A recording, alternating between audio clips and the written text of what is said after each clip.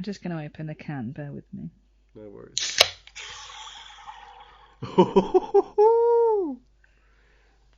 That sounded so good. I'm keeping that in. That could be the start of the podcast. Yeah, here it is. I can hear the theme music playing over the can. Here we go. Passion fruit martini. Lovely.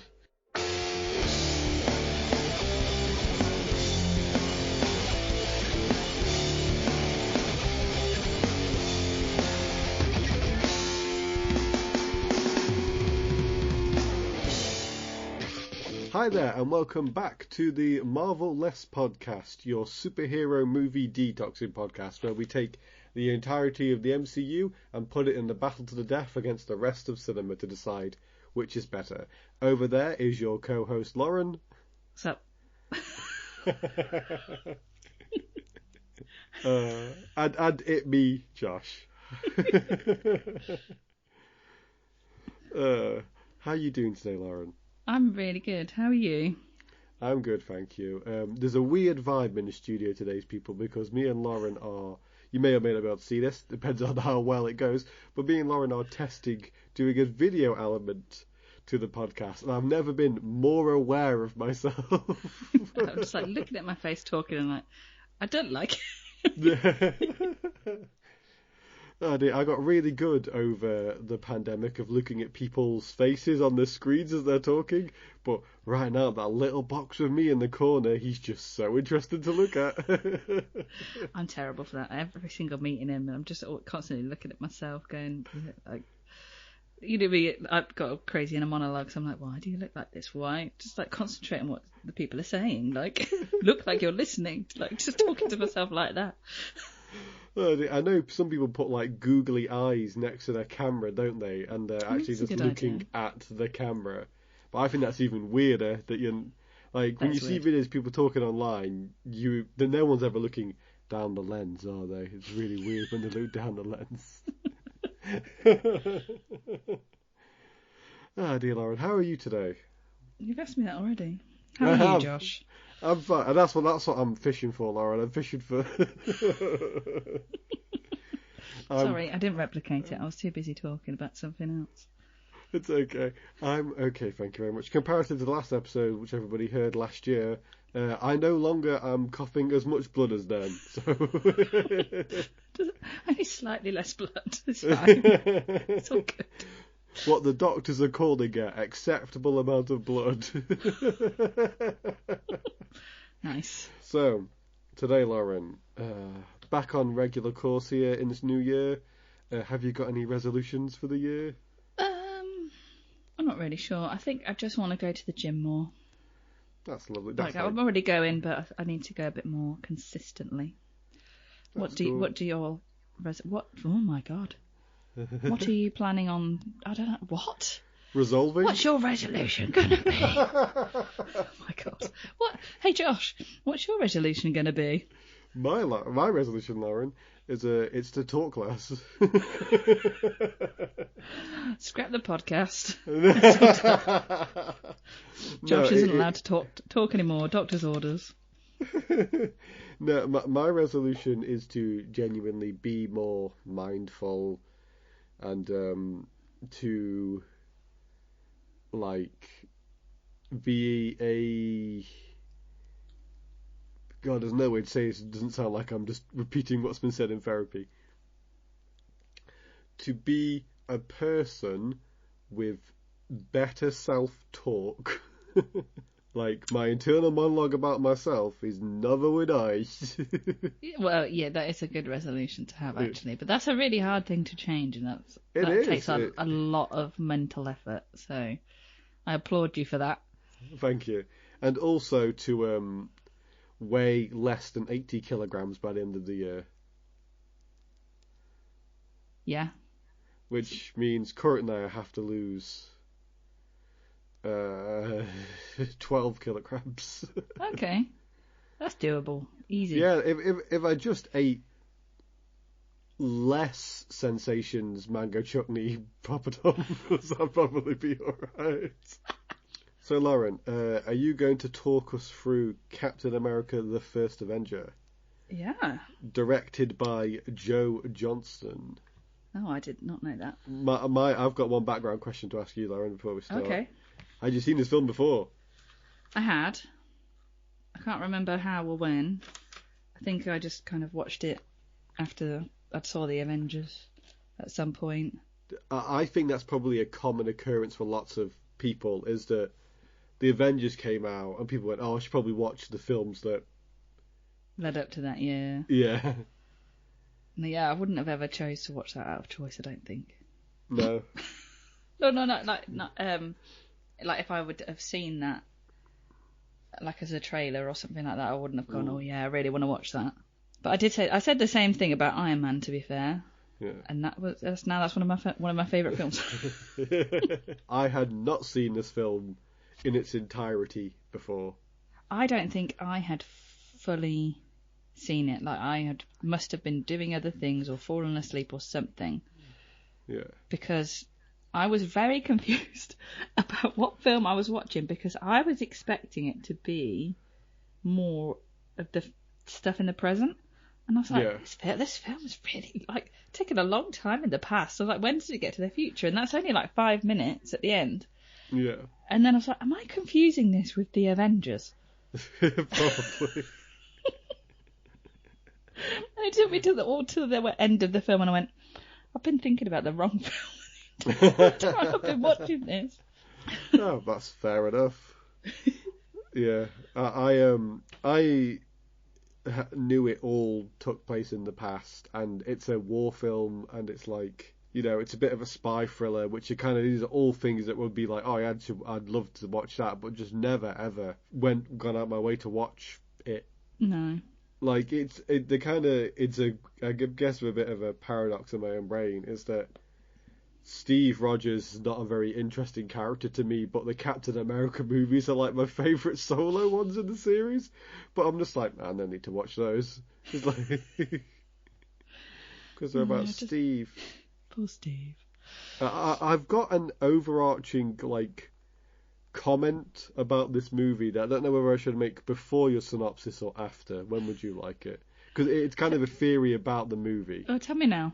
When I finished watching it, I wrote the words glue movie down.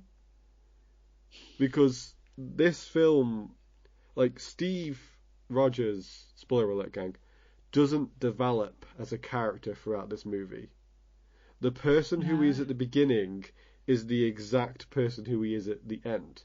He doesn't become more noble, he doesn't become braver, he doesn't become less selfish. He is just Steve. He's musclier, but that doesn't change him. No. And because Steve doesn't need to develop as a person, what this film does is it just puts everything in place for the Avengers movie. So it glues for Captain America together, basically, and this. So when the Avengers rolls around, everything is like perfectly aligned for the Avengers to kick off, because you don't have to develop Steve. Mm. And I was like, oh, that's like genius. And I get why they did Steve last. Because like Iron Man 1 is about Tony, like, essentially becoming a man that's not 100% self-obsessed. Yeah. Iron Man 2 is about Tony dealing with addiction. Thor 1 is about Thor becoming worthy enough to hold the hammer. Steve doesn't do anything like that. No. His character's exactly the same. Like, he doesn't need to change at all, because I don't want to say the word is perfect, but you know, he's this great man. Yeah. Like, but then he's even.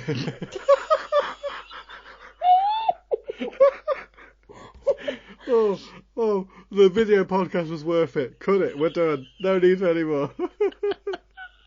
For those listening at home, Lauren did air quotes and some balloons for the face.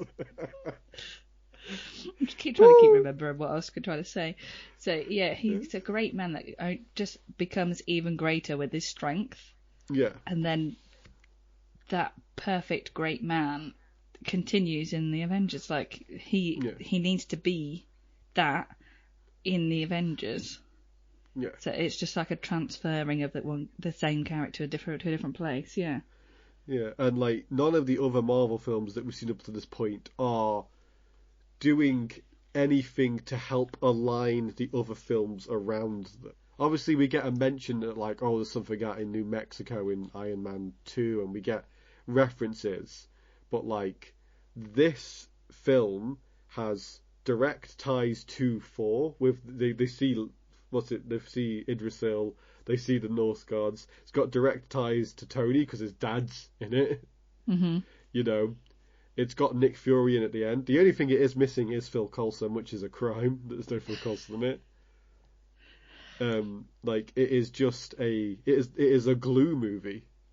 Yeah, and I think it works really well as a glue movie. It does. Really, when you think about how much that they're trying to throw into that and build Steve up as this perfect soldier, great man. Yeah, it's done really well. It is. Like again, spoiler alert for scores, but I enjoyed this way more than I thought I was going to. Anyway, Lauren, that was my thesis. Let's blast through this plot synopsis. Okay, so Lovingly once again starts with the Paramount. Our good friends at Paramount. Oh, it's going to be sad when the Paramount logo is no more. It is. We'll fix that. But the first thing, it starts out like a sci-fi thriller, like Alien. Yes. It just reminded me of Alien. I was like, I was expecting those guys that jumped into the big ship to get eaten by something. I put it looks like John Carpenter's The Thing. The next note I've got here is Idrisil. So in the flashback scene with, I can't remember what his actual name is. Red Skull. Red Skull with the mask on. Yeah, you say flashback scene, you mean flashback film. Flashback film. It doesn't go back. It doesn't go forward in time and there from there. Does it not? No. So it starts with them in the Antarctic, then it jumps back to Red Skull in Tonsberg, which I think might be New Asgard in the later Thor movies. So I thought oh my god. It's okay. So good. We can cut. So good. When they find the ship, that's not present day. That is in the 40s. No, that's present day. Then it jumps back in time to the 40s and never goes back to the present. The whole film is a flashback, basically. Yeah, sorry. So, well, we're just having a little whip back to the beginning of everything. Yeah. And he's looking for some relic. It's not really very specific.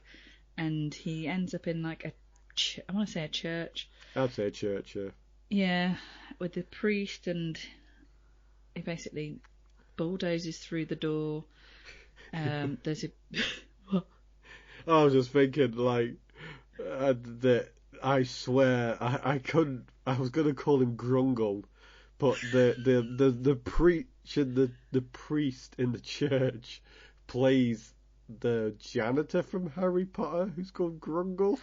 No, he's not called Grungle. What's he called? Filch. Filch is no. Yeah, Filch is a way more reasonable name than Grungle. It's Grungle. But yeah, I was like, I think this is the janitor from Harry Potter when I was born. Not interested in what they're saying. Like, that guy's from Harry Potter. What's he doing there? Well, they were actually speaking German as well, and it's the only German that the Germans speak in the entire movie. Because when Red Skull arrives, he says like a couple of lines in German, and then it's like, I'm just going to do English from now on. German is too hard. Yeah, well, the audience has had to read 10 lines of subtitles here. We're already losing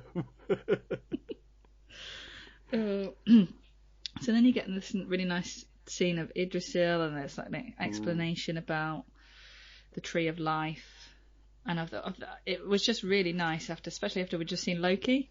Yes. And that sort of like explanation, and it was like a little full circle thing, which I really enjoyed. And so then he basically kills everyone, doesn't find what he's looking for, and Did he open the thing? Open the tree, and then the thing was there. So he finds it, gets the Tesseract, and then kills everybody. Oh yeah, kills everybody. Yeah, I have watched this film. I promise, John. My memory is just absolutely terrible. And then we cut to Steve sitting in a little waiting room, desperate to join the war. Yeah.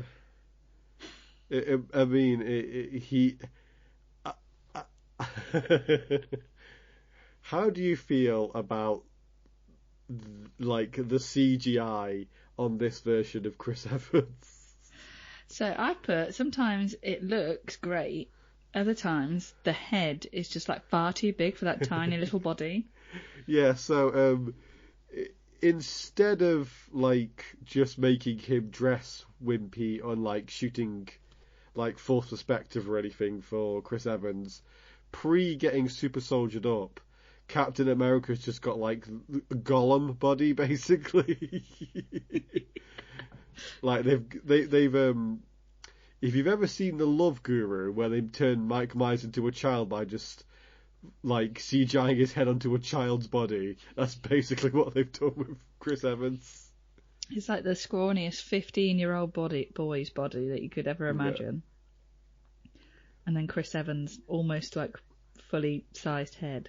Yeah, like perfectly chiseled face.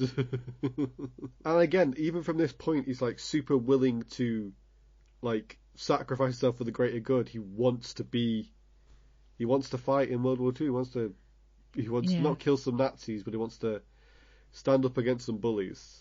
Yeah. He wants, like you said, to fight for what's right and what's good. And if that means going to war, that's what he needs to do. Yeah. But I've said about the CGI, like for 2011, I think like if they did that now, that would be like so spot on. Yeah. They would, like, if they had to redo that for Captain America scene for any reason, they'd be able to. It would be amazing. It would. Yeah, it's like you said earlier, Lauren. In some places, fantastic. In other places, it looks like he's playing big head mode in GoldenEye. So it was the chin for me. Like sometimes the chin would like disappear into the neck. It was very bizarre. Don't know what that feels like. Don't know what that feels like. A really strong jawline. 6'2", remember everybody, I'm 6'2". It's got nothing to do with your chin. Oh dear. So then there's some sort of like fight scene. Yes, we get our first I could do this all day. Yes, and it's just some of the action sequences in this just felt like a 1940s war film. Like it was just literally like so spot on for what the time it was going for. But to watch it, I was just like, it doesn't feel good. I think that lots of the action in this is like, even just this little fight of Steve in the alleyway is like so over edited. Like it speaks of not being able to do it on set, whether that be talent, time, or technology, whatever. You know, whatever was in the way for them achieving them actually fighting on set to look impressive. Mm-hmm. You know, it's just, or maybe no confidence that it looked good when they actually shot it, so just edit it to bits and hope it looks good. Yeah. It makes me be excited about at some point we're going to get to watch Shang-Chi, and that's got some absolutely gorgeous set pieces in it. Yeah, I think that through the entire film, I was like watching the action sequences, going, I'm not finding any of these really like exciting, or no. It was just kind of like people hitting each other, but not like it's just like a generic fight. It was just a bit meh. Nothing had any weight. Yeah. And then Luke Skywalker turns up to save him in the alleyway. Does he? Sorry, Sebastian Stan, who's just looking the I was like, what have I missed now? Just looking the most like Luke Skywalker he ever has in his entire life. I would never have said that. You know, really, you don't. You need to watch like the OG Star Wars films. Like he has got such an uncanny resemblance to Mark Hamill. It is unreal. You would not believe it. I know what Mark Hamill looks like. I need to see them side by side. Yeah. You know what, Lauren? Treat yourself to that now. I'll cut this bit, but just treat yourself to that. What we'll do is we'll put a side by side picture of them on the Instagram. People can tell us if they think they look alike. Oh man, that's how you get engagement. So they go to the 1946 World Fair, I guess. Mhm. And then I forgot Tony's dad was in this.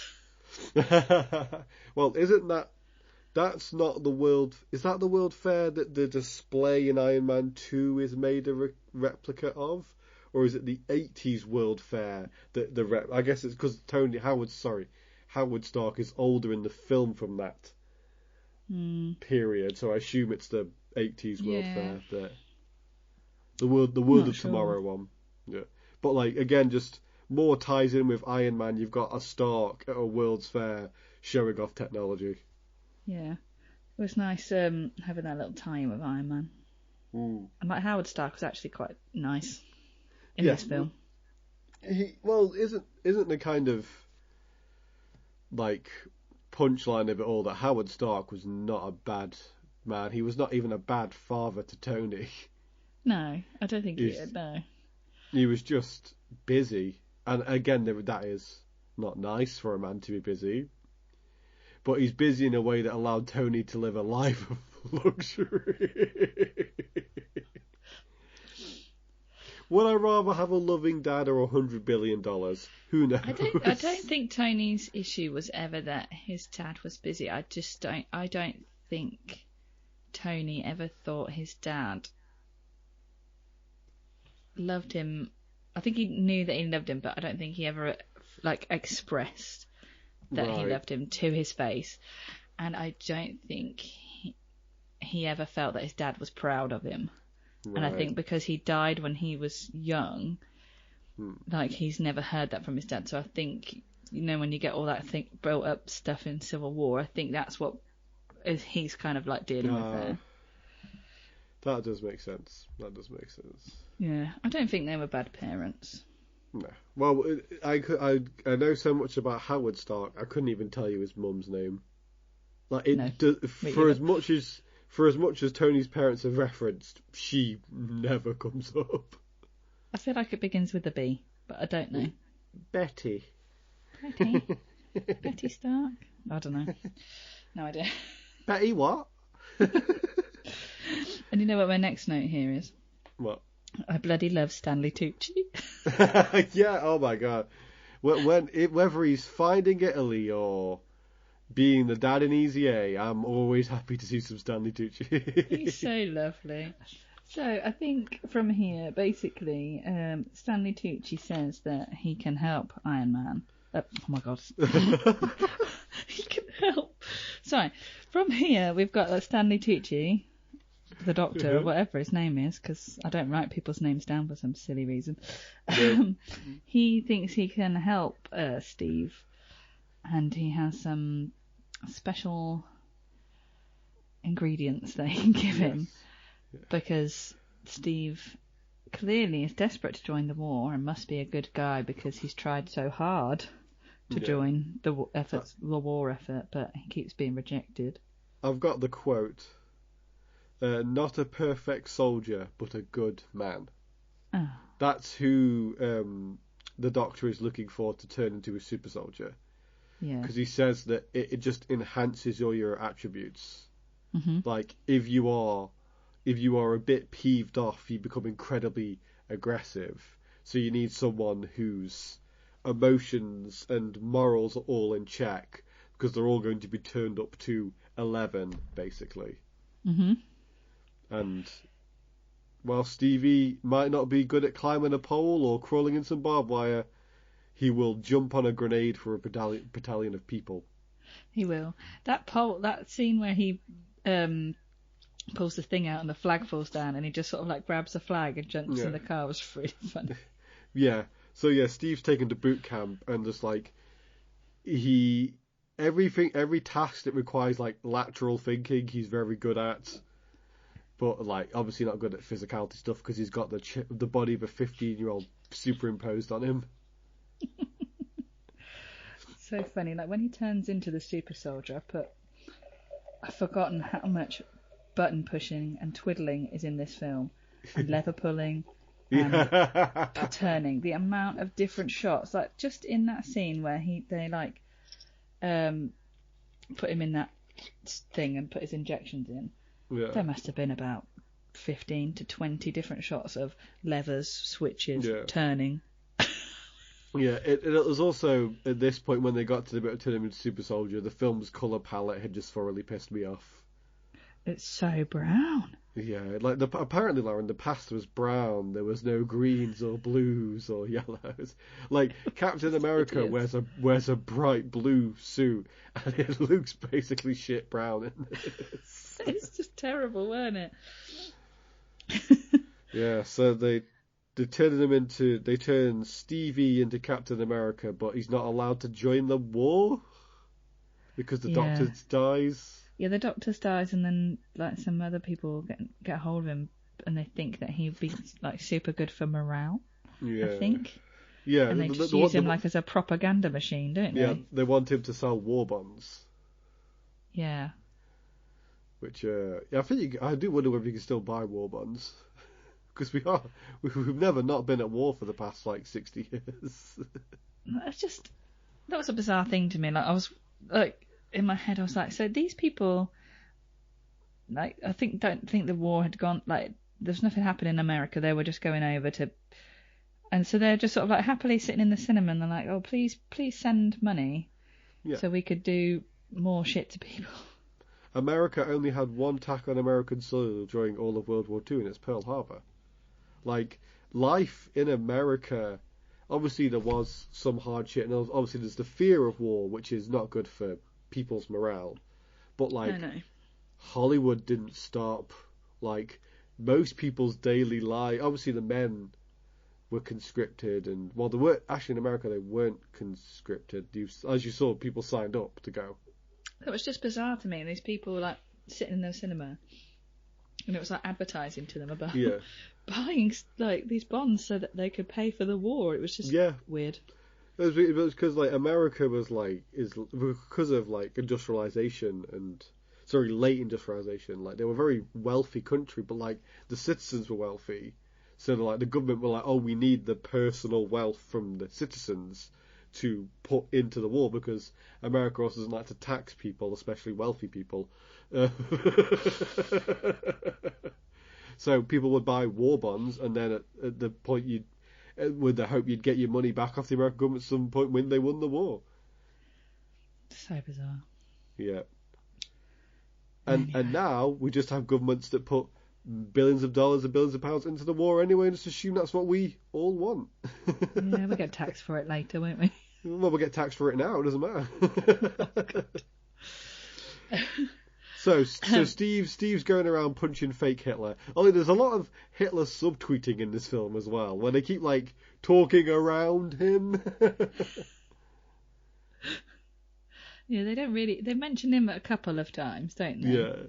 Yeah. But like what's his face? Red Skull he just refers to him as somebody else. He doesn't say like Hitler is my boss. Yeah. The leader. Yeah. Yeah. He's Hitler, a man not extreme enough for the Red Skull, which makes me think the Red Skull would fit right in on Twitter Blue. Sorry, X Blue, whatever it's fucking called now. I've got some notes here. Sorry. Sorry, please. I'm distracting you, please. No, when the Doctor died, it reminded me of Jensen. Yeah. Oh my God. Yes. I was like, that's just the exact same thing, and he was just like pointing at his heart. I was like, Jensen might as well have done that to Tony. What was the big difference there between them, Lauren? Dunno. Doctor wasn't covered in rice. Where's the rice? Someone get some rice on this man. It's not sad enough. Get the rice. Like he's an iPhone that's been dropped in the bath. Like, get him in rice. Oh yeah, we've also been introduced to Peggy Carter at this point as well. Who snoring. Who I always thought was implied was Hawkeye's like relative. How? Because Peggy is. This is the gentle misogyny of reality, Lauren. Because Peggy's such like an amazing shot, like unbelievable. Mm-hmm. And like there's very early on, it's stepped away from later in the film, but like there's detailed focus on how good of a shot she is. Yeah. Like there is, and Hawkeye had just been introduced in the movie before this, with the same kind of shots implying how good he is. I was it's probably not true. It was just like, especially the shot where she's about to shoot the taxi driver. Yeah, and then Cap knocks her over. Yeah, I'm like, it's like I've just always, I only remembered that's what I've always thought, if that makes sense. Oh, yeah. I was like, oh yeah, I always thought this implication was that she was related to Hawkeye, because if a woman does something, there must be a more famous man for doing it. Again, just a gentle misogyny of reality. No, I like that about her. Like, I like the fact that they focused not on how beautiful she was or anything like that. She led an army of men, and she was an extremely good shot. I like that scene with the taxi. Yes. But in that scene where they're chasing the car, like, it reminded me of the Hulk when he's like jumping from car to car, and do you know when he jumps over the fence? Like, he jumps like 10 foot in the air. I'm like, what is going on? Yeah. There is so much foreshadowing in this movie about Captain America getting a shield as well. Mm-hmm. Just, it's like that taxi driver door. Yeah, the trash can in the alley when he's getting beaten up as well. Oh yeah. Like it's just like we know he's gonna get a shield, but then I was like, this is the kind of thing that does happen in like actual comics. Like, I'd say one thing about this film compared to the other two we've seen so far is that this one does really feel like a comic book. Like, not maybe it's because its visuals are very enhanced and, like, you know, it's got such a strong colour grade on it and style throughout. It's just like, but just like the plot and like the framing and like, again, the constant foreshadowing. This story is like always foreshadowing itself. Mm-hmm. When we're introduced to the Red Skull's little mate, whose name I can't remember at the moment, the other German doctor, his face is being projected on a screen, and as we all know, he's a guy that uploads his personality to a computer, so he only exists on a screen. And it's like, yeah, that is, but again, that's the exact kind of foreshadowing that happens in actual comic books. Yeah. You know. And even at the end, there's like ridiculous foreshadowing towards Endgame as well. Like when Red Skull is talking about Steve and like why they should harness the Tesseract, he's like, in the future, I see no stars and stripes. Steve doesn't wear stars and stripes at the end because he removes them from his suit. And you could harness the power of the gods. And as we all know, eventually, Steve picks up Mjolnir. I was like, this film is so forward-looking in everything that it does. It is ridiculous. That's crazy. And I'm like, and the whole time I was like, is this film good? Like, is this film really good? It's literally like teetering on, this is good. It's literally like so up and down. Yeah. It's I put at some point we get to see. I put does Tommy Lee Jones like acting? It's what I put as my next. Well, I wanted to write down that Tommy Lee Jones looks extremely old in this film, and that was 12 years ago. I'm like, then I was like, how old must he be now? Yeah. For a man that appears to have no time for this kind of nonsense, he's in a lot of these kind of movies, isn't he? Have you heard Jim Carrey talking about being on the set of the Batman film with him? And Tom Lee Jones be like, I hate you, Jim. Everything about you irritates me. It's just telling the truth. Yeah, just being honest. Yeah. Yeah. Oh, so we get some more foreshadowing as well. Just like we get to see Peter Parker's head teacher's grandfather, who's played by the same actor who plays Peter Parker's head teacher. What? Yeah. The Asian American guy who they save from the Nazi camp. That's the same actor that plays Peter Parker's head teacher. And in Peter Parker's head teacher's office, there was a photo of him from this movie. Yeah. That's mental. There was at some point when they were like going in to the Nazi camp or something, and someone shouts, "On your left." Oh, do they? That's one thing that I missed. I like that. Yeah, so Steve is not allowed to join the army. Then he joins the army anyway. Saves loads of troops. Saves Bucky, who's looking less like Luke Skywalker now for some reason. I don't get what happened between his first set of shoots, but he still does look like Luke Skywalker there. Do you think his hair looks weird in this one? Yes. Yeah. I think he looks weird in this one. It's like his suit's too big for him. His left arm looks really skinny for some reason. I can't quite put my finger on what's wrong with his left arm. I do like Steve's squad that he puts together. Yeah, they were nice.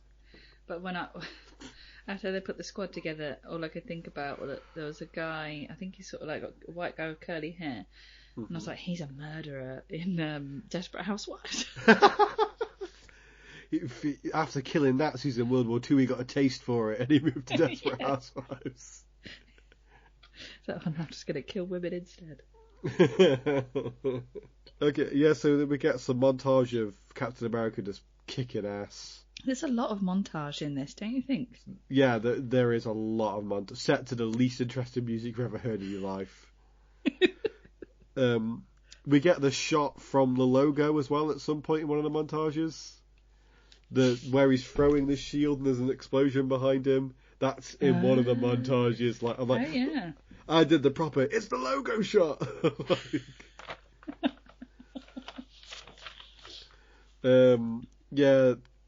Captain America then decides they've got to stop a train because it's got the other German scientist on it, like got Red Skull's Bezzy mate on it.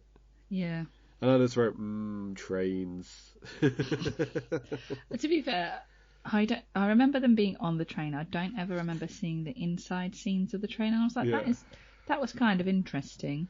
Oh yeah. That was probably the most actiony, fun action scene I'd watched in this entire film. But my notes in this part of the film are there is so much brown in this film. Yeah, even in the Arctic where they are, like, they're in the Alps, and it's like, it should be stark white, and everyone's still a bit brown. And Bucky and Captain America are both wearing blue, and it's just like, Yeah. It was kind of sad they didn't put Bucky in his outfit from the comics where he wears, like, short shorts and, like, a Robin mask, basically. That would be really funny. No. Well, he's just literally just come back and saved Bucky, hasn't he? He's gone in and saved Bucky. They're on this other mission now. Yeah. They defeat everybody on the train, almost. Well, there's a little accident. There's like these troops that have got like prototype, essentially Iron Man armour on. Yes. And like the noises they make are even almost Iron Man noises. They're very Iron Man-y. Yeah, and this German doctor himself has been almost building an arc reactor as well himself, hasn't he, to harness the Tesseract? Yeah. And he shoots the hole in the side of a train, and then Bucky falls out the hole.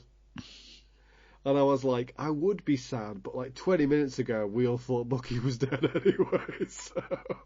I just put, see you, Bucky. I can't wait to see you again, Bucky, with both of your normal arms. so then Cap gets real pissed and goes to take on the Red Skull himself. I've put here when he goes on that sort of like last fight scene where he's like taking it on everyone, and there's like loads of people from Hydra or whatever, and he has to fight them all. I was like, this scene he could have picked this out of Star Wars. I wish, and I know to you that's an insult because you fucking hate Star Wars. It's not. I was just like, this looks like someone's running up into like the back of the Death Star. All of the like, if you put these people in white suits, they'd be stormtroopers with their little ray guns. Yeah. Then on the coolest, biggest plane ever in the world. I don't understand why that plane was so big and how it was even flying. Literally with the Tesseract, it could only fly because it had magic god power. Because the second they take it out, it fucking crashes. Yeah, Red Skull's like, you and me, Steve, in the future there's going to be no stars. We're going to have the power of gods, mate. And they literally both do have the power of gods in the future. Yeah. He then goes to steal the Tesseract, and as we now know, it rejects him and sends him fucking somewhere. Turns out to be, what's it called? It's not Nowhere, because that's the other planet. I can't remember what it's called. Well, yeah. Something to do with hell. Something to do with hell, but... Yeah. I'm going to say, like, Vegasir or something. Vagisil? I nearly had it. It's not Vagisil. Vagisil. Is it Vagisil? No, it's not Vagisil.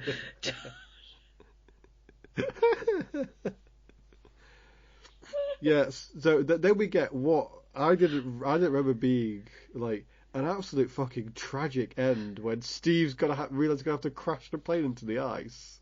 It is like actually heartbreaking. I've put that his conversation with Peggy is actually so sad. That was just like the most emotional part of the whole film, I think. Yeah, and like he's got a picture of her in a clock, and he's just... I did put, why has he got a picture of her in his... I think it was his compass or something, but this was earlier on in the film. Yes. When they haven't even been on a date. I was like, why has he got a picture of her? I don't know. Well, later on, she's got that picture of him from boot camp. I'm like, when did they take that? Oh, dear. Bless him. So they have a really sad phone call, and Steve crashes into the ice. Yeah. Like, so I'll meet you for that date. Shaky bottom lips. But then Steve wakes up, Lauren, back at and everything's okay. It's like a week later or something. He's all good. He's back in the ice. He's back from the ice. Back in New York City. But how many years later is it? 70? No, it's the same time because there's radio playing. A woman comes in who's in appropriate period dress. But then, what is it? You say it's not as it seems, Lauren? Is that what you're implying?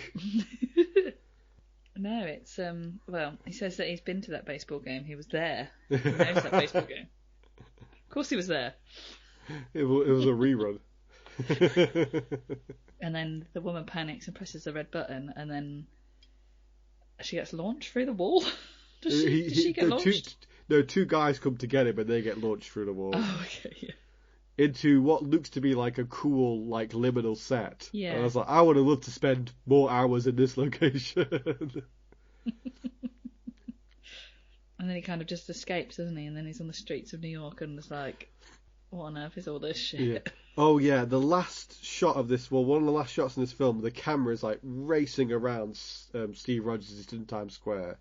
And I know this is just because where Times Square is, but I was like, this film squeezes all of its product placement into the last 10 seconds of the movie.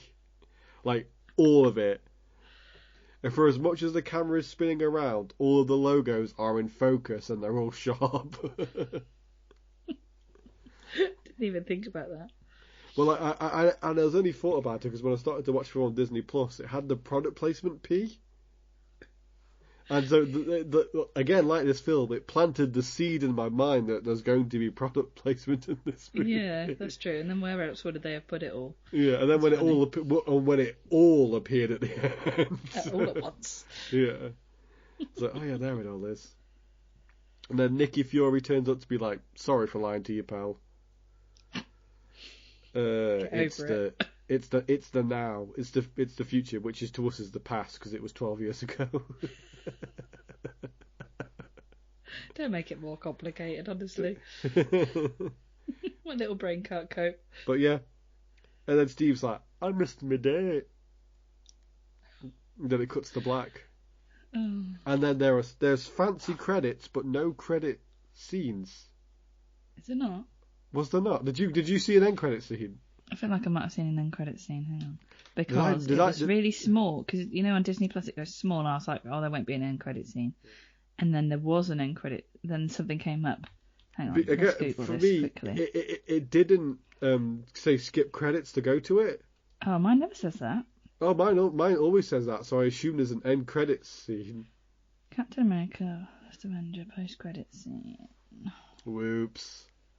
My bad audience. There is an extra scene after the credits that shows Captain America boxing a heavy bag at the gym. He knocks a bog, and then Nick Fury walks in. You just talked about the end credits scene. No, that's what he does in the Times Square. Nick Fury walks in. Wait, is the end credit scene the exact same as the last scene? Hang on. Oh wait, did he walk in and pass him Avengers papers perchance? Yeah, I think so. Alright, fair enough, done. There's an extra scene directed by Joss Whedon, who will direct the Avengers. And after the credits of the First Avenger.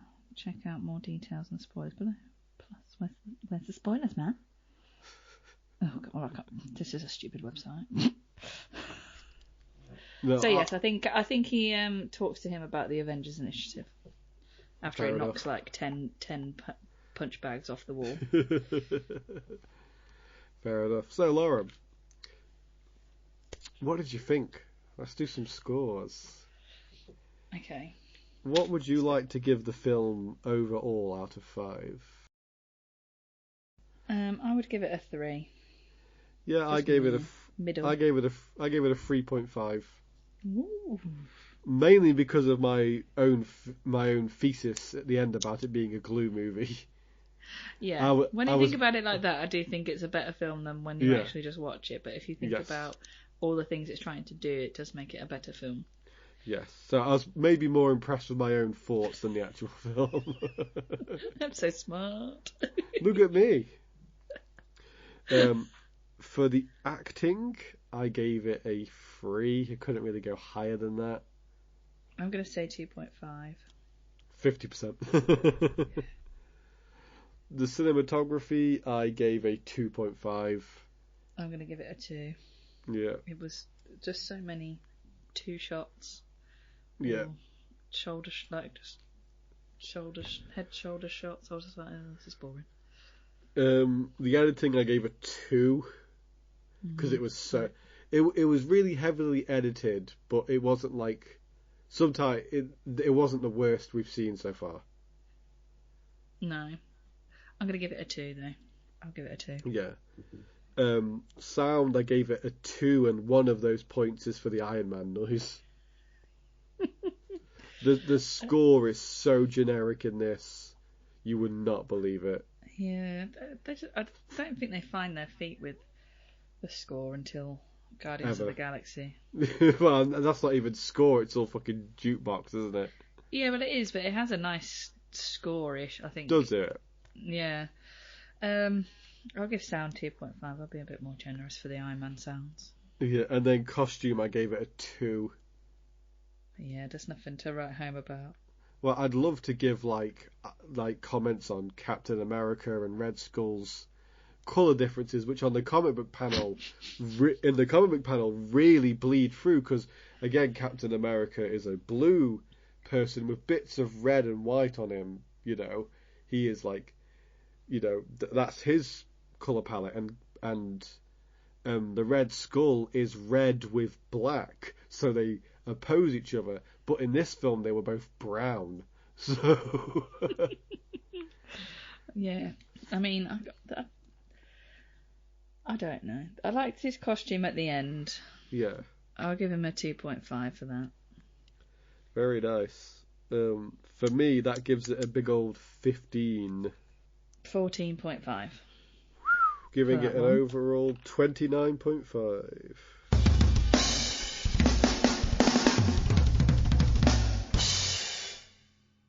So, Lauren, had you seen The Stranger before? I had not, no. Had you? No. It has been on my radar for a while, though, because as mentioned in the last episode, in the last Marvelless, trying to watch more classical cinema, especially the work of Orson Welles. Is this the first Orson Welles film you've ever seen? Quite possibly. I think I might have seen War of the Worlds, but I'm not really have sure. Have you seen Citizen Kane? That's the big one. I've seen clips of Citizen Kane, but not the whole thing. Have you seen the Bobo episode of The Simpsons where Mr. Burns wants his bear back? No. Well, that's the plot of Citizen Kane, but it's done in 21 minutes and it's very funny. So yes, The Stranger from 1946, shot during World War II, or just really? after. Yeah, because 1945. I always consider the films are made the year before they come out. Oh, okay. But shot in a ending war, post-war period. Like, because as we just saw in Captain America, the film industry did not shut down for World War II. That's mad. It didn't in America. For the rest of the world, where the actual wars were being fucking fought, it was a bit different. So this film was directed, produced, and stars Orson Welles. Does it? Yeah. Is he the weird detective?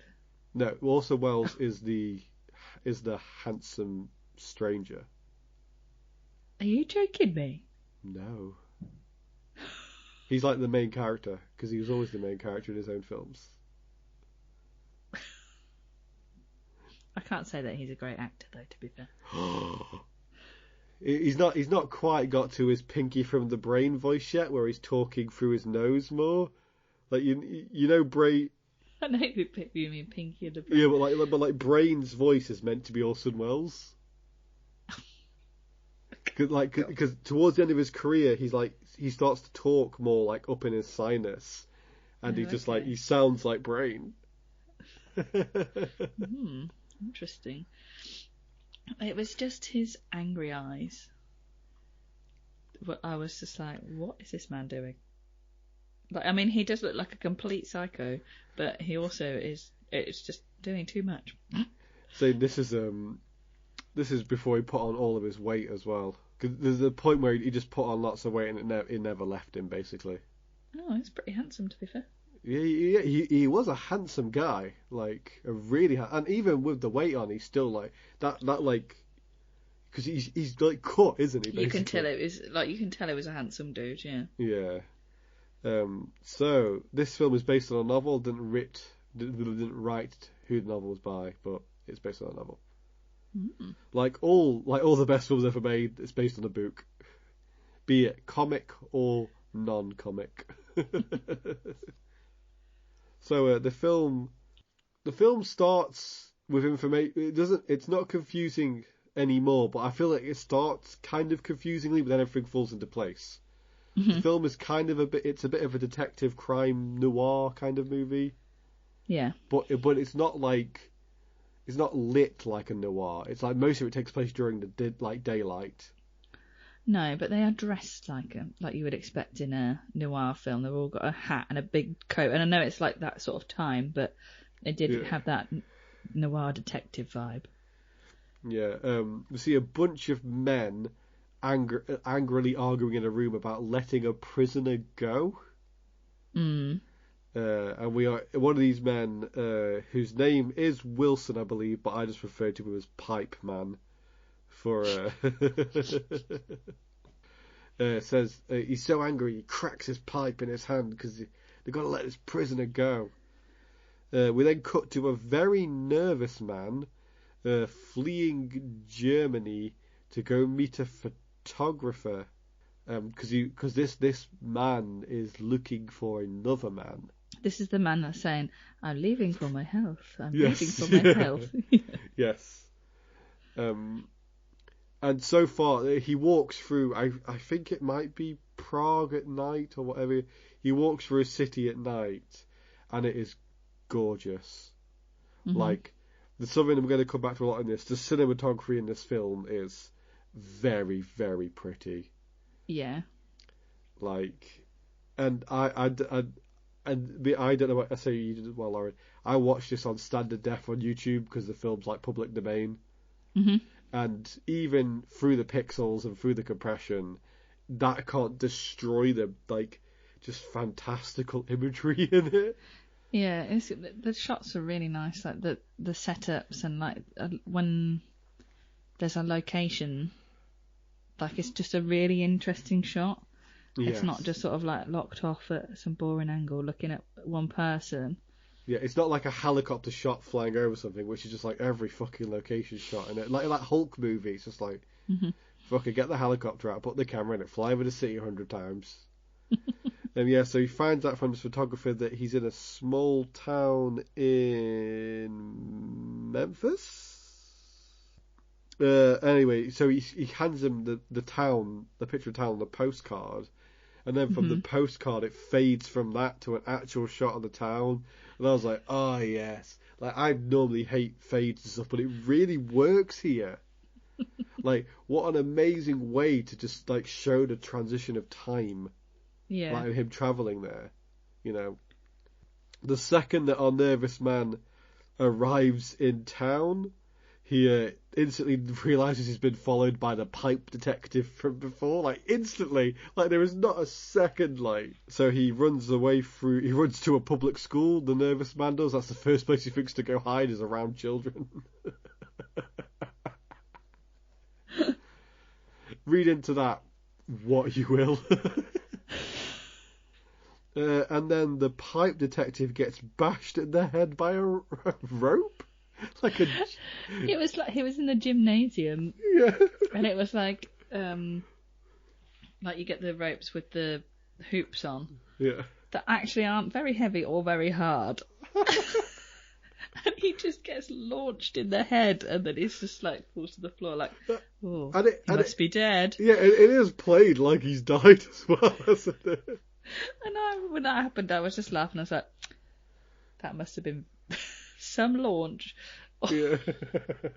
Or something for him to die from that. I did quite like, before I realised he was going to throw a rope at him, the shot of the nervous man looking down from him from the gymnasium, very nice. Yeah. So then the nervous man goes to bother a woman who's hanging curtains on her wedding day. What? Just getting married at 6 o'clock. Just shouldn't really be here, but I wanted to hang these curtains. I'm like, what are you doing, love? Get your face sorted out. Get your dress on, mate. Have a party, bloody hell. Oh yeah. Well, parties are going to be the undoing of this woman, Lauren, later on. The woman tells her that the man that she's looking for is her husband-to-be, and he currently works at the local school. He's a lecturer in philosophy. Something. Yeah. And then he runs to find Orson Welles. They go hang out in the woods whilst there's a paper chase going on. I was like, what on earth are those kids doing? I've never seen that before in my life. Those kids who all look to be about 35, actually looking a bit older than Orson Welles. No, to be fair, I was like, I did think that they actually look younger than the people in the Professor movie. In the Professor movie, I was like, yes. Oh, they actually kind of look like they could be in college, not some like 40-year-old man. They look younger younger than the high school kids in Greece. So they go out to the woods, and it turns out these men are both Nazis. Mm-hmm. Orson and the nervous man are both Nazis, Lauren. What a turn of events. And 2 Nazis in a small town in America, which is probably low compared to the amount of neo-Nazis in small town America today. Boom, take that. Political commentary, people. But one of the Nazis is good. Found God. He's found God, and he's like repenting his life. The other one is not. Well, the awesome one's working in education, which is a different kind of evil. Well, he says that doesn't he say he's hiding, waiting for a new leader or someone Yes. to start being a Nazi again. Yeah. Oh man, if only he lived to the Trump era, he would have been so happy. Orson then kills the Nazi by choking him out in quite a I thought at the beginning, I thought, oh, this is going to be kind of funny, and then it just turns really kind of horrific instantly. Yeah. And the music's really big and powerful and Yeah, I think the scenes where things like that happen are kind of harrowing.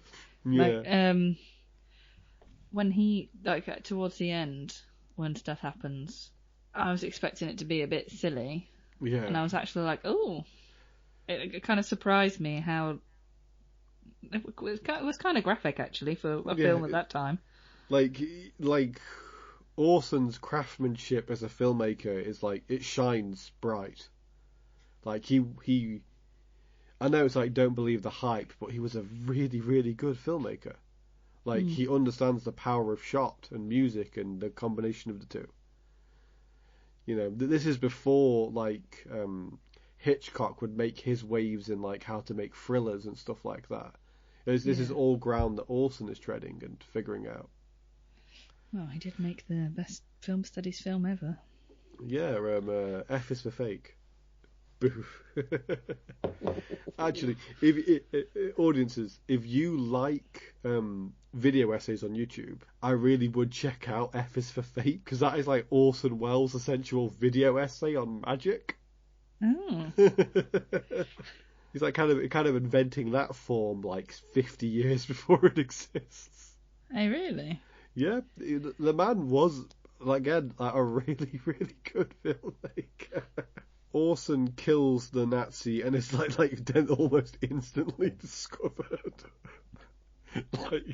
The man's been dead. The man's been dead for 10 seconds, and someone almost walks past the boys who are doing the paper chase thing. Oh yeah. I put here, this is the most dramatic picking up paper I've ever seen, where he's just got his hands and knees scrambling to get this paper, and then just makes it in a different direction. I was he's not put enough of that paper the wrong way round for someone to go around, but these boys just run off anyway. Oh dear. So then Orson goes to get married, and the pipe detective wakes up.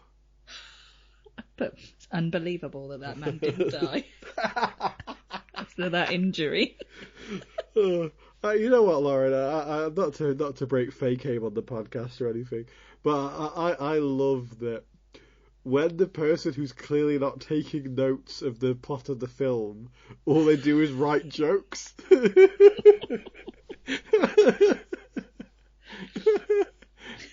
Because I'm just gonna. Because these are my Captain America notes. It's 2 pages of one-liners basically. This is my notes for this film. And then these are the stranger notes. Oh bloody hell! Right, little studious. Because in Captain America, it's oh, Lauren does the synopsis. I could just write down things that I think's funny. Speaking of funny, did you have the subtitles on? Every time I paused, they turned on for some reason. Did they? Yeah. Did you pay any attention to them? No, I kept turning them off because did you? I was finding them hilarious. I just left them on, but it was translating what they were saying into sort of a more succinct kind of thing. Oh yeah. So she would say something. And then it would be say what she's just said in 2 or 3 words. I was finding it so funny.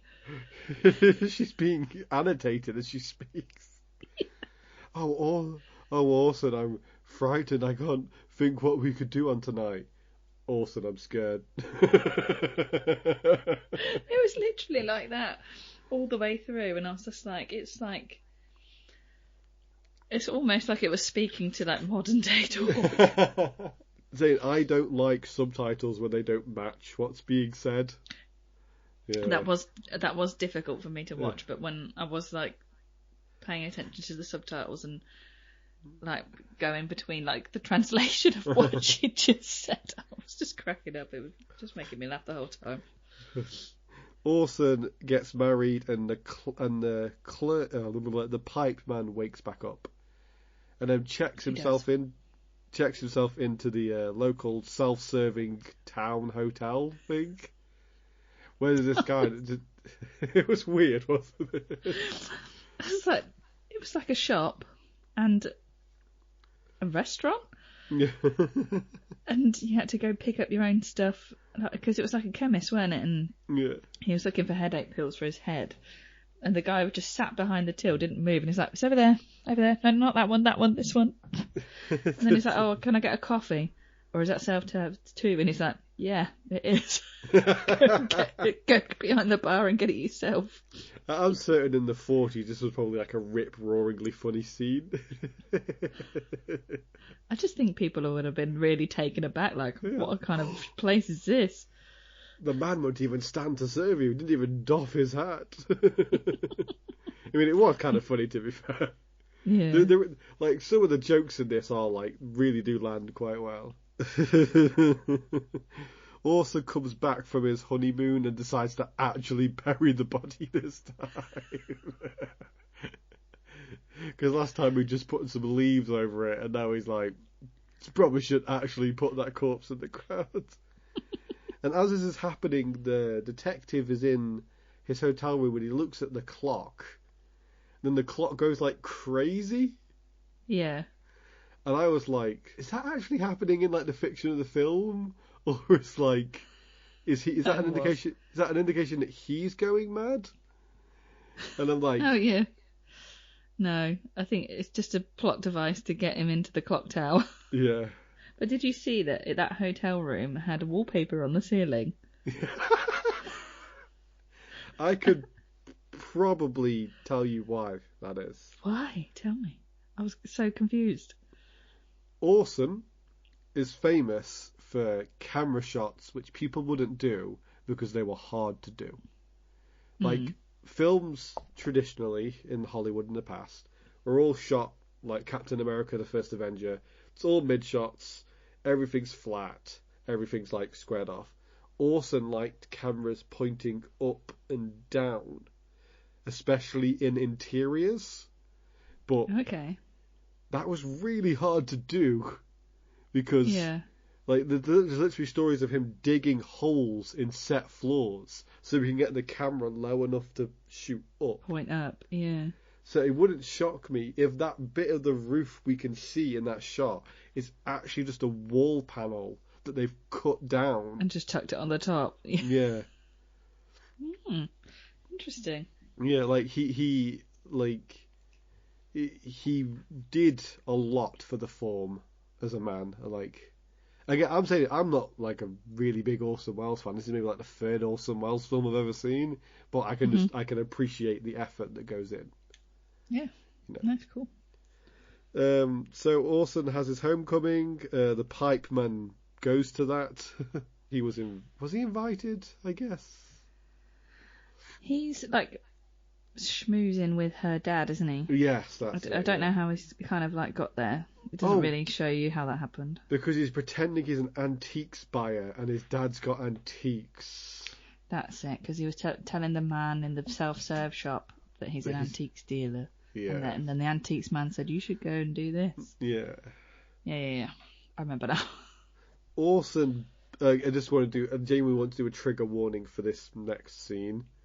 Because Orson basically mansplains about how great Germany is, and then does some like actual anti-Semitism by saying that Karl Marx couldn't be a German because he's Jewish. Like that, it's just like, again, Orson is not being presented as a good guy in this film. He's like an actual Nazi.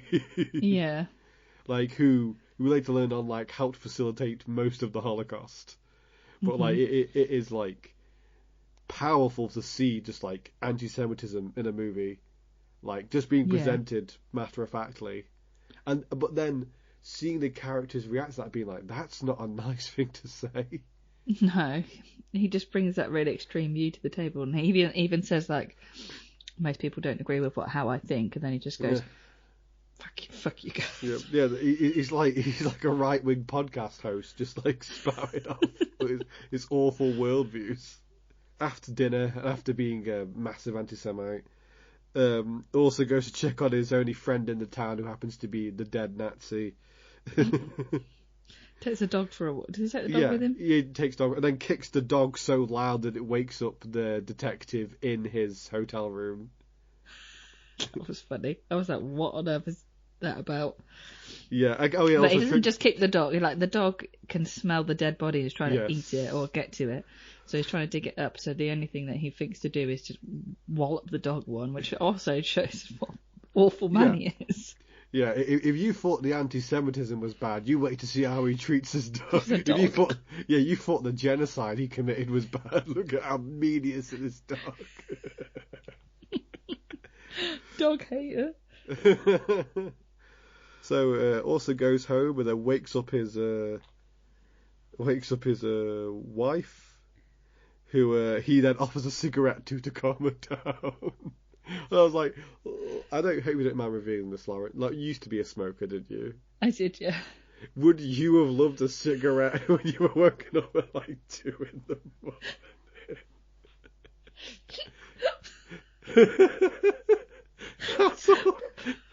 Probably not. But I just couldn't. He was just. What did he say to her? I think he was just like, "You're overtired." Gave her a cigarette and was like, "Go to sleep." Shut. Yeah. I was like, why is he talking to this woman like this? And she's just like, oh, okay.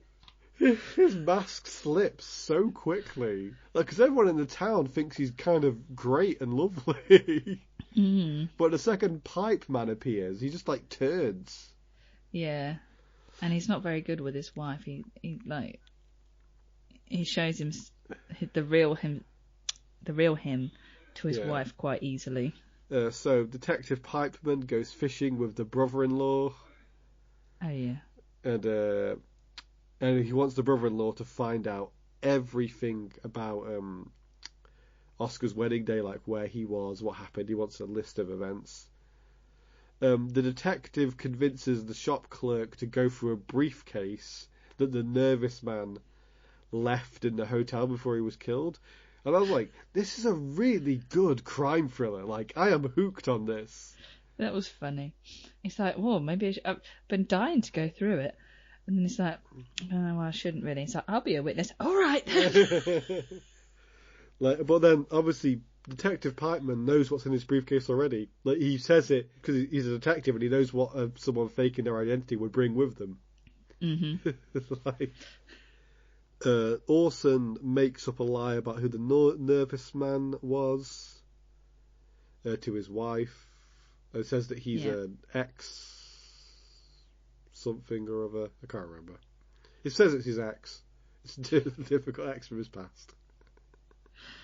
The next day, the dog is we just cut to this horrific shot in the vet's window with them checking the dog's corpse, don't we?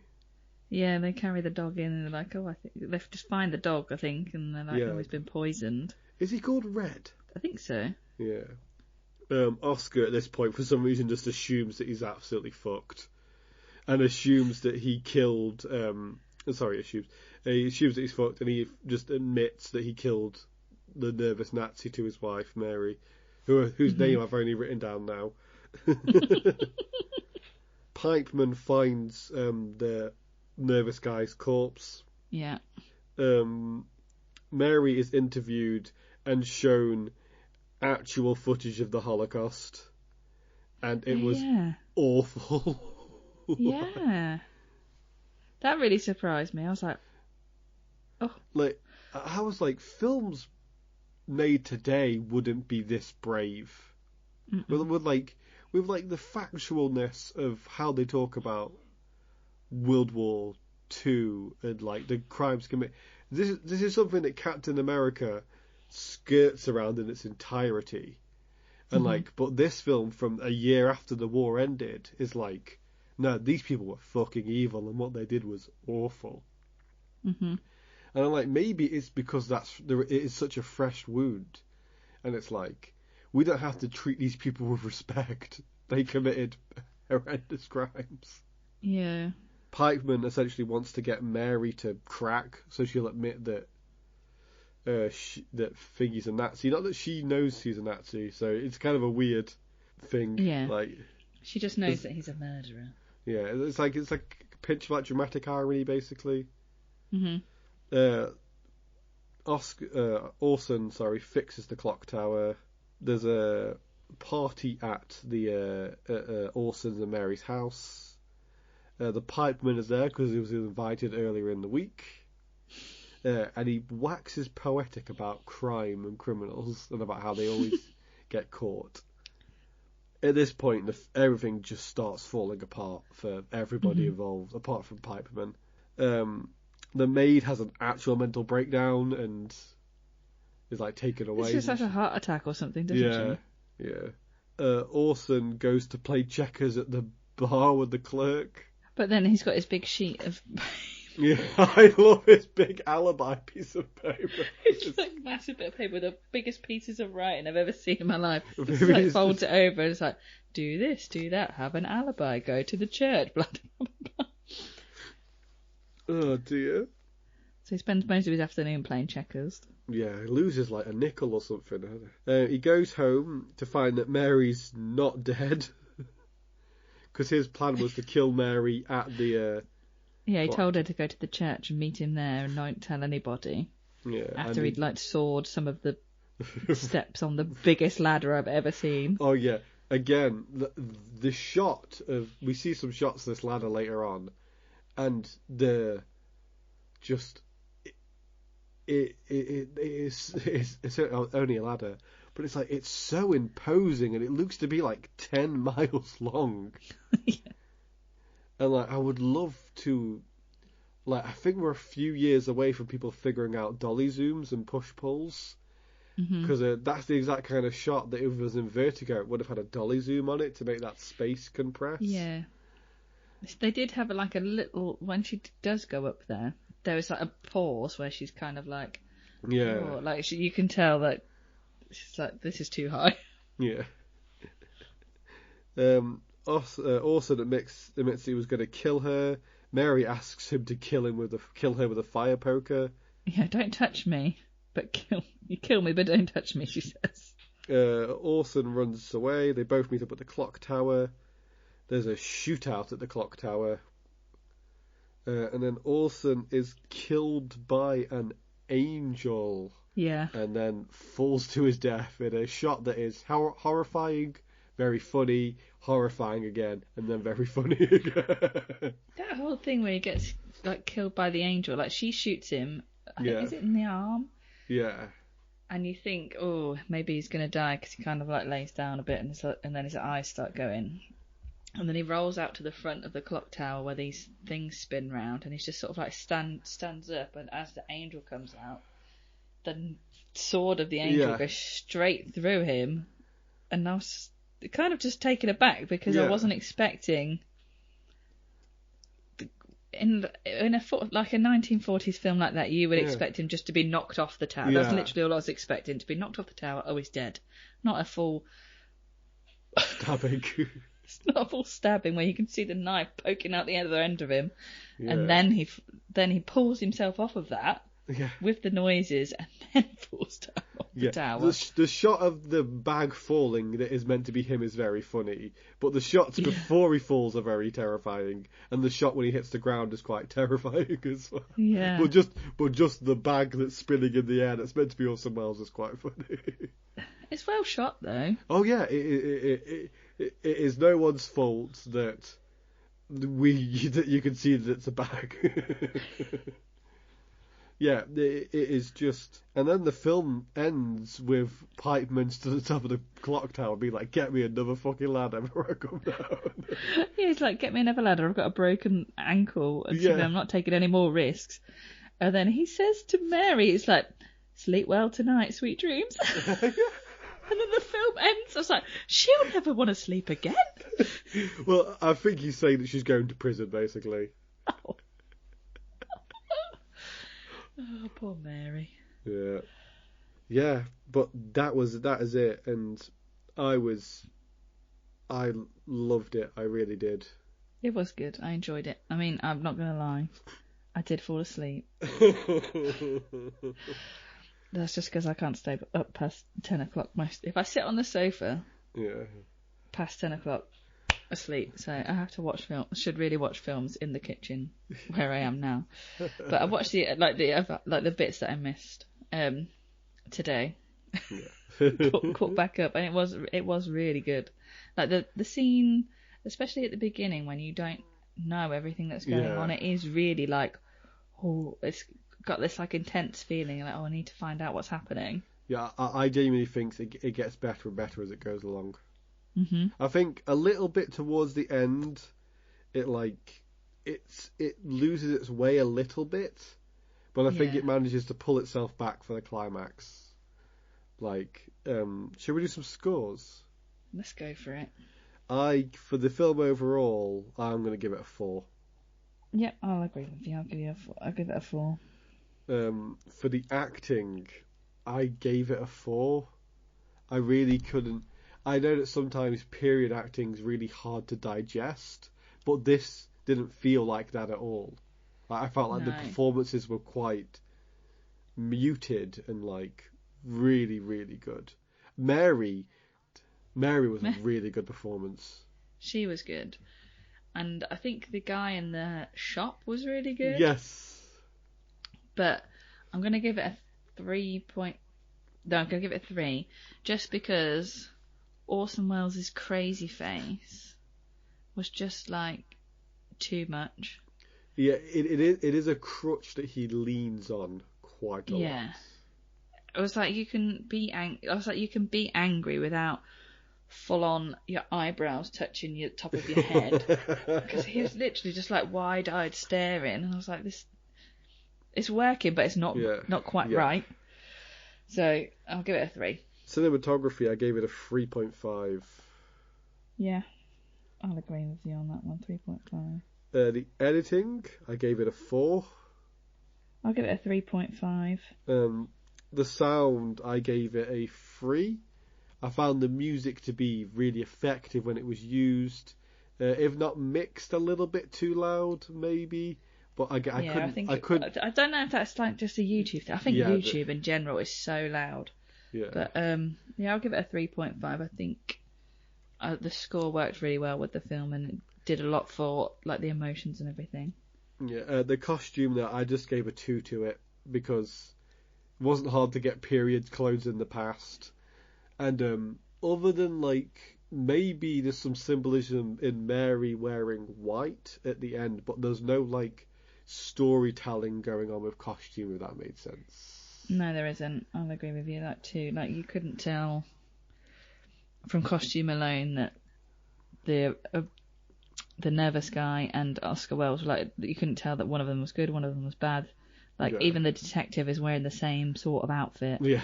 Like, there's no difference between any of them. Yeah. So, I'll give it a 2.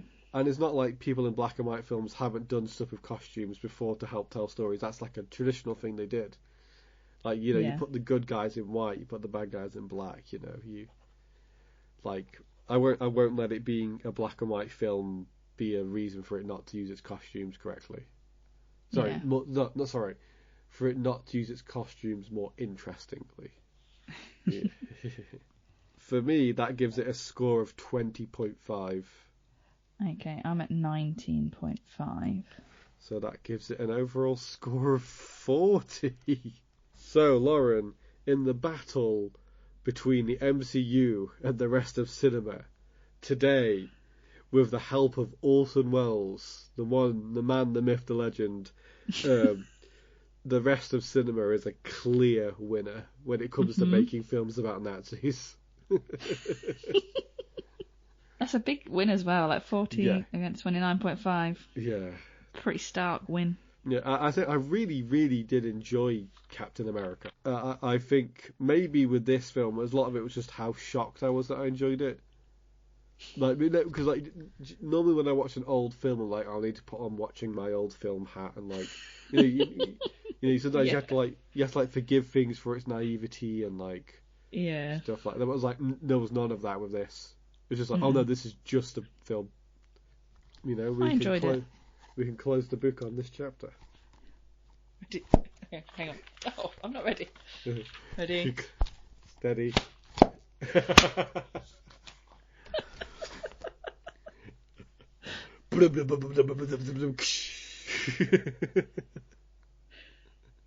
I almost turned my recorder off then. I don't know why.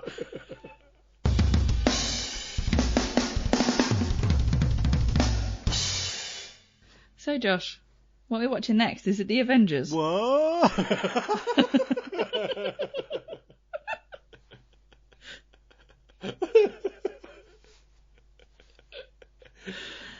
Yeah, I believe up next it is The Avengers. Avengers, or sometimes called Avengers Assemble, depending on where you are in the world. Has it got different names depending on where they are? It has like Splary Spotter and the Philosopher's Stone and the Sorcerer's Stone. Oh, because in America they don't have philosophy. But a lot of anti-America talk in this episode. I can't believe we've got to the point already. Yeah, it makes you actually realise how quickly they did that. Yeah. Like, because I think like a lot of the dialogue is normally that, oh, DC rushed into their Justice League film too quickly. And it's like, well, technically they only made 4 Marvel movies before they made Avengers. Yeah, Iron Man's 2008 and Avengers 2012? Yeah, 6 That's years. in the space of 4 years. 4 years, oh my we're God, just that's embarrassing. rocking up this film. But that's quite crazy, really. Yeah, I do think this journey has been really good. Like, I'm at a point where just as a Marvel film enjoyer, I'm happy to return to Captain America to see the Glue film, like to get an understanding of why it worked. Yeah. Like knowing what's coming next, like everything, all the pieces have been set up, and I do think like, oh, that's what they did with Civil War as well. Mm-hmm. Like, because again, Captain America has no character progression in Civil War. No. It's just getting everything in place for Infinity War. Yeah, there is. But I think Civil War it's a Captain America film, but Tony takes like a massive character arc all the way through that film.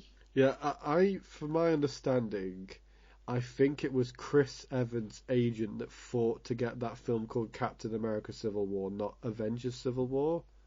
Oh, really? Because I think Chris was legally tied to doing 3 Captain America movies. Oh, so they wanted that to be... So he wanted to get out of there quicker, basically. Well, not get out of there quicker, because he stuck around to the end. He just didn't want to have done everything that happened and then have to do a fucking Captain America movie. Yeah. No, that's a good point. Like, I don't know when the Black Widow movie came out at such a weird time. Like, she'd already died in the films. Just during the grief era of fucking Marvel. Yeah. Yeah. I'm looking. I don't know what you could say about Black Widow. I remember enjoying it. I enjoyed it, but it just came out at a weird time. I think the whole premise of it coming out, because it was like in the middle of COVID, like paying to watch it on Disney, like that was their launch for Disney Plus, kind of, wasn't it? Is that you can watch Black Widow? Yeah. Yeah. It's a very strange time. The only thing I like about that film really was David Harbour. Oh, that was my introduced to Florence Pugh as well. Pugh? Florence Pugh.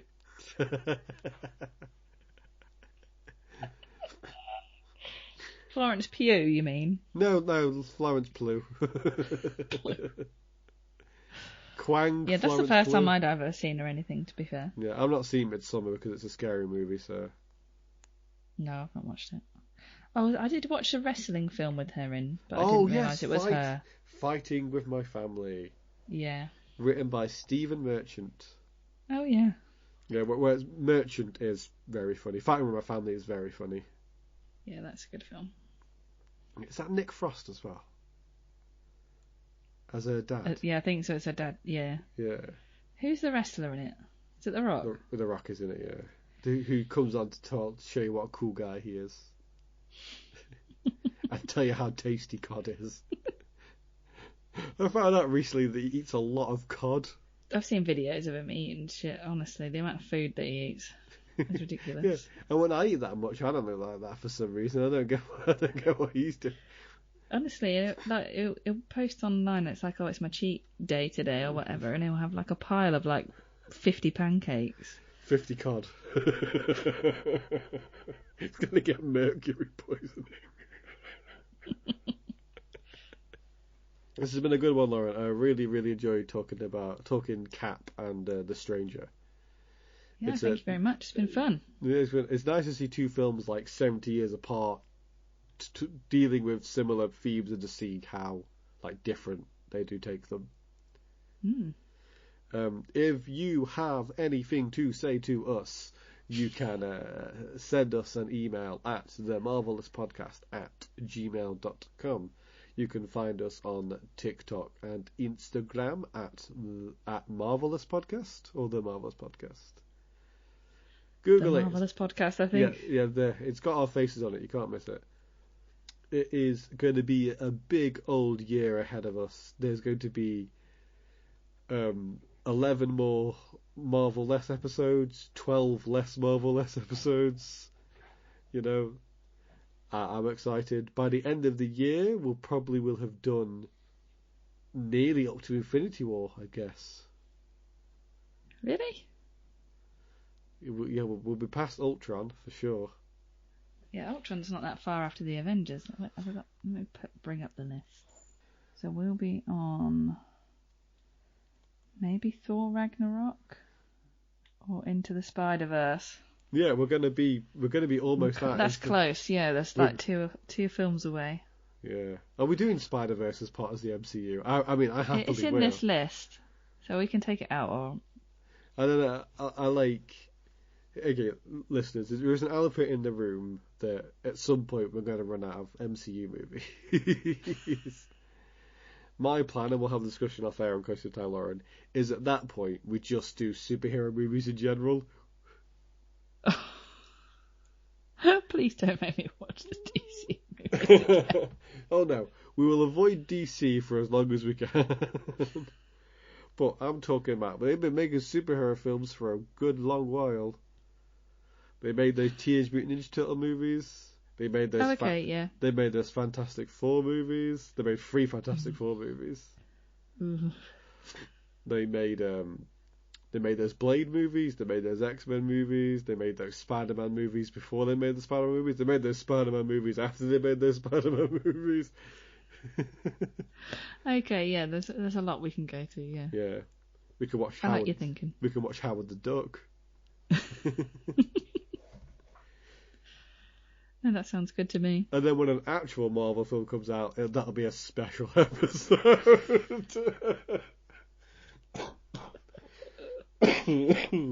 Oh, we'll only get by that point we'll probably only get a Marvel film every 3 years because they're trying to save money. Yeah, and maybe at some point we'll talk for the TV shows. Who knows? Well, comparing a TV show to another TV show, that's a lot of fucking watching. Yeah. Unless we just watch the first episode of the things, then compare them. I may have just solved it, Lauren. I spend my time rewatching things that I've already watched because I'm one of those kind of people. Grey's Anatomy. Yeah, I've only watched that 3 times through. I'm currently watching Ally McBeal. Oh, so good. You yet Dancing Baby yet? Oh, several times, yeah. She is absolutely what kids would say, Delulu today. She's absolutely got the riz. She's just... No, she hasn't got any riz.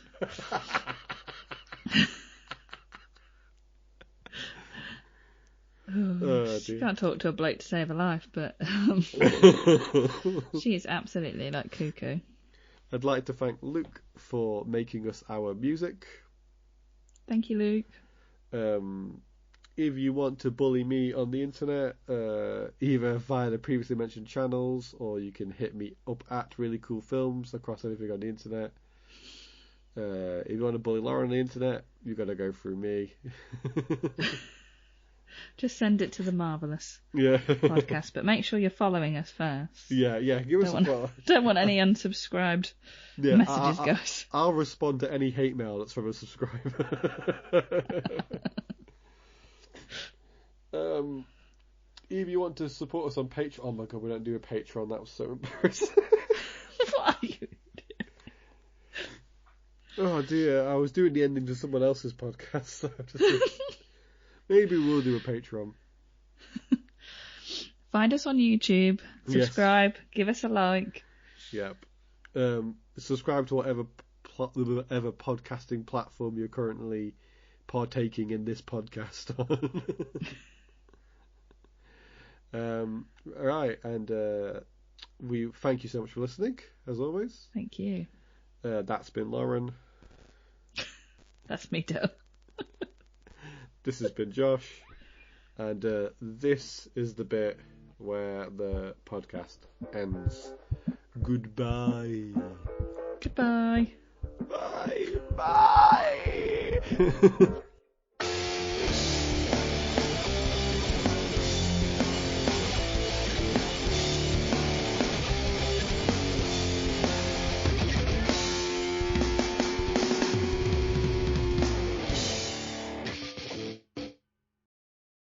You know, he lives like down the road from Aisha.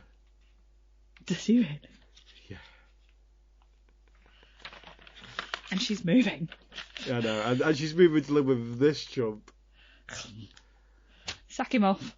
Stay with Stanley. She might bump into him in the street. Yeah, she has. What? Yeah. He has to go out and do stuff. Dara O'Brien lives around there as well, so... People are less impressed with that one. Yeah. I'd rather bump into Stanley Tucci, sorry. Sorry, Tara. he hosted Mock the Week for however long it was on. It must have been a long time. Yeah, it's got to be over a decade, hasn't it? We are 43 minutes into the recording and like 14 minutes into sorry to go in America.